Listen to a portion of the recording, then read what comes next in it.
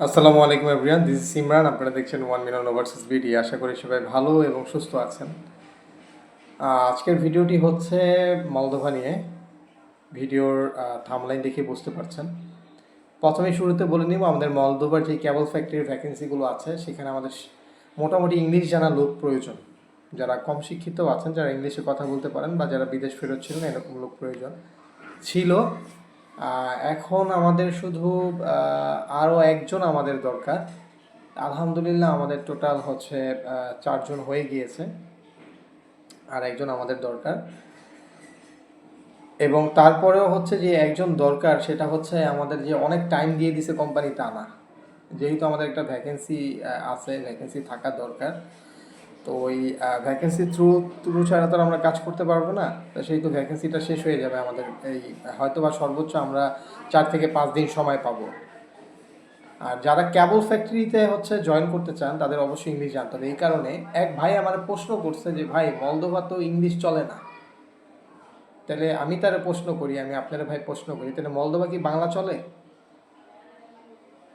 আগে নিজে জানেন, নিজে বোঝেন, তারপর একজনের ফোর্স করবেন। একটা যদি আপনি আমার ব্যাড কমেন্ট করেন, এতে করে আমি ছোট হয়ে যাব না আর আপনি অনেক বড় হয়ে যাবেন না। কিন্তু আপনি যদি জিনিসটা জানেন, আপনার এই জানার কারণে আরেকজনের যদি জানান, তাহলে ওই মানুষটার উপকার হবে। এই জিনিসটা মাথায় রাখেন। আপনি হয়তো অনেক টাকা পয়সার মালিক, অনেক দেশে ঘুরছেন বা অন্য একটা ভালো দেশে পার্মানেন্টলি থাকেন, এখানে রেসিডেন্স পাইছেন, তার মানে এই না যে আপনি এমন কথা বলবেন আপনার কথা শুনে যাতে আরেকজন কষ্ট পায়, অথবা আপনার কথা শুনে যে আরেকজন হচ্ছে তার সামনে আগানোর যেই চাহিদাটা ছিল এটা বিনষ্ট হয়ে যায়। এগুলো কখনোই ভাই করবেন না। আপনি আপনার বিবেককে প্রশ্ন করেন, যেই দেশে যেই ভাষা চলে না সেই দেশে হয় ওই ভাষা শিখা যাইতে হবে, কিন্তু ওই ভাষা তো আর আপনি 1-2 দিনে শিখতে পারবেন না, 2-3 মাসও শিখতে পারবেন না। ইটস টু হার্ড, সবার কনজিউম ক্ষমতা এক না। তখন কি করতে হবে? তখন ওই দেশিরাও জানে যে আমরা যে দেশ থেকে লোক হায়ার করছি ওই দেশিরা আমাদের ভাষা জানে না, আমরা এই ভাষায় কথা বলে তারা বুঝবে না।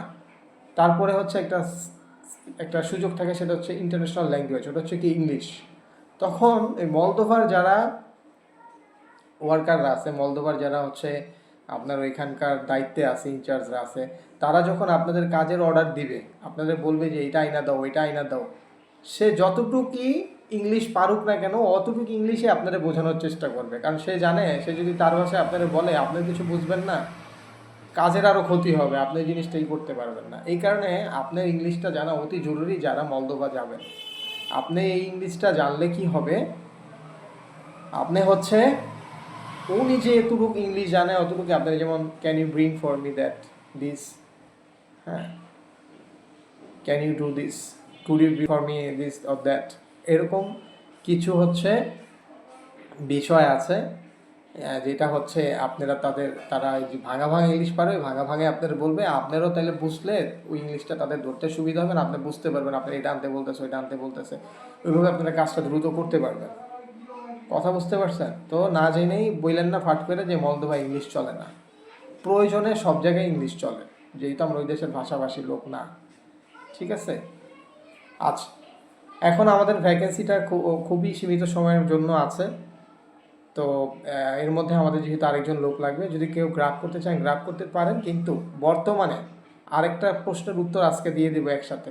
অনেকে জিজ্ঞেস করেন ভাই, সাপ্লাই কোম্পানি মলদোভা আর জেনুইন কোম্পানির মধ্যে পার্থক্য কী? ভাই, সাপ্লাই কোম্পানি আপনার কোনো ইন্টারভিউ নেবে না, কারণ সে আপনারে নিয়ে যাওয়ার পর তার ব্যবসা হচ্ছে লোক নিয়ে যাওয়া, এবং খুব কম টাকায় আপনার নিয়ে যেতে পারবে। এতে করে অনেক ক্ষেত্রে আপনার টিআরসি হবে না, আপনি এখানে গিয়ে বিপদে পড়ে যেতে পারেন, কাজ না পাইলে বেতনও পাবেন না। হ্যাঁ, পরে ওইখান থেকে গেম মারার হচ্ছে আপনি মানে বাধ্য হবেন, এমন একটা সিচুয়েশনের সৃষ্টি হবে। ওটা হচ্ছে সাপ্লাই কোম্পানিতে। আর জেনুইন কোম্পানিগুলা তারা জানে যে আমার এই লোকটা আইনা এখানে পরিচালনা করতে হবে, তারা দিয়ে এটা চালাইতে হবে, এটা করতে হবে। এই কারণে হচ্ছে তাদের একটা ইন্টারভিউ নেয়। যেমন আমাদের কেবল ফ্যাক্টরিতে ইন্টারভিউ হয়, মাস্ট বি।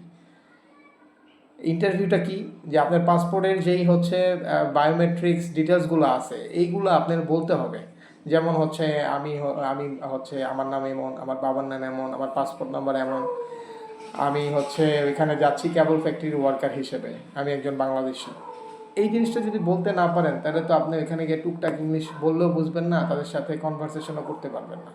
এতটুকু বলার যদি কোনো কারো হচ্ছে ক্ষমতা থাকে, তারা হচ্ছে কেবল ফ্যাক্টরিতে জমা দিতে পারেন, আর মাত্র একজন। এবং আমাদের যে 4-5 দিন মানে সামনের এটা হচ্ছে আজকে বৃহস্পতিবার, সামনের সপ্তাহের সোমবার পর্যন্ত আমাদের টাইম আছে। এতটুকু আমাদের এক্সটেন্ড, এরপর আর কেবল ফ্যাক্টরিতে কোনো কাজ নাই। দয়া করে এরপরে আমাদের হচ্ছে সহজ কাজ দেওয়ার কোনো কথা রিকোয়েস্ট করবেন না। পরবর্তীতে আমাদের যে কাজগুলো হবে এগুলো হচ্ছে construction, bricklayer, plaster, tiles mason, welder, তারপর কনস্ট্রাকশন সাইডে লরি, হেভি লরি ড্রাইভার এবং হচ্ছে বেকু ড্রাইভার, এগুলা থাকলে আমাদের হচ্ছে সাথে যোগাযোগ করতে পারেন। এটার ভ্যাকেন্সি হয়তো আরও আমাদের 15 দিন বা 20 দিনের মতো থাকবে। এরপরে এগুলোও থাকবে না, কারণ এখন হচ্ছে সিজন। এই সময় যদি আপনি ফাইল জমা না দেন, তাহলে আমি আপনার ফাইলটা প্রসেস করব কখন, তাই না? এই জিনিসগুলো আপনাদের খেয়াল রাখতে হবে। আপনারা কি চিন্তা করেন যে পাসপোর্ট টাকা জমা দিয়ে আসছি, ওই জায়গায় একটা চমকপ্রদ বিজ্ঞাপন দেখছি, ওইখানে আমি যে কাজ জানি ওইটার কাজের কথা বললেই সে বিজ্ঞাপনটা করছে, আমার সাথে তো মিলা গেছে, আমি যাই ভাই। এইভাবে আপনার মন গড়া কাজ দিয়ে ওইখানে ইউরোপ যাওয়ার চিন্তা ভাবনা করেন না। আর আমার কাছে যে ফাইল জমা দিবেন, আবারও বলতেছি, ইউরোপের কাজ হচ্ছে প্রসেসিং সিস্টেম। ইনশাল্লাহ আমি চেষ্টা করব খুব সুন্দরভাবে আপনার ফাইলটা প্রসেস করার, যাতে আপনার ভিসাটা ইনশাল্লাহ হয়। আর আপনার ভিসা না হলে ভাই আমারও লস। অনেকদিন আগে একজন আমার প্রশ্ন করছিলেন, ভাই আপনি তো লাভটা নেবেন, লসটা নেবেন না। ভাই আপনার ধারণা ভুল। যখন একটা ভিসা না উঠানো যায়, তখন একটা ক্লায়েন্টের যে লস হয় তার চেয়ে বেশি লস হয় হচ্ছে গিয়ে যে প্রসেসিং করে তার। ক্লায়েন্টের হয়তো আমরা 30-35 হাজার, 20 হাজার, বা কোনো এজেন্সি 50 হাজার, 1 লাখ, মানে কাজ ভেদে বা ওই কান্ট্রি ভেদে ডিডাকশন করে। কেন করে জানেন? কারণ তারা যে লয়ার চার্জটা দেয় সেই চার্জটা আর ফেরত আসে না। তারা আপনার কাজের জন্য যে অ্যাম্বাসি ফি দেয়, সেই অ্যাম্বাসি ফি তার অ্যাম্বাসি ফেরত দেয়? কখনোই দেয় না।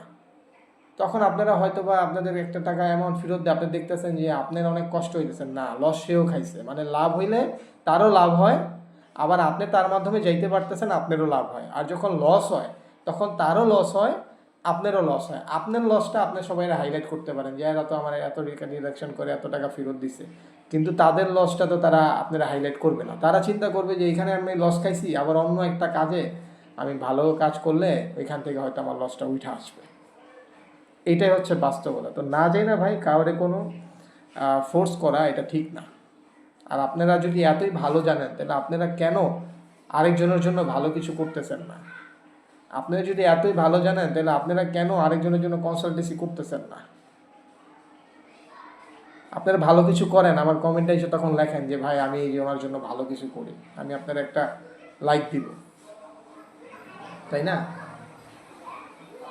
তো সবাই ভালো থাকবেন, সুস্থ থাকবেন, এই প্রত্যাশা শেষ করছি আমাদের আজকের ভিডিও। আল্লাহ হাফিজ, আসসালামু আলাইকুম।